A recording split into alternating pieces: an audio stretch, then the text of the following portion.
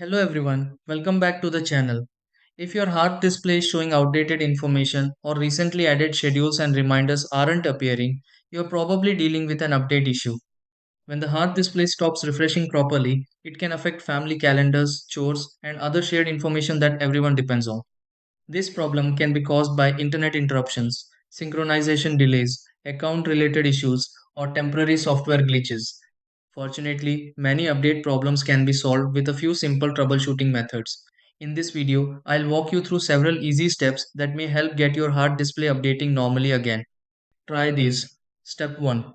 Make sure the Hearth display is connected to a stable Wi Fi network and has internet access. Step 2. Verify that the information linked to the Hearth display has been updated correctly from the connected services. Step 3. Restart the Hearth display to refresh the synchronization process. Step 4. Confirm that the account associated with the Hearth display is still signed in properly. Step 5. Check for available software updates and install the latest version for the Hearth display. Step 6. Verify that the Hearth display is once again displaying current information and syncing normally.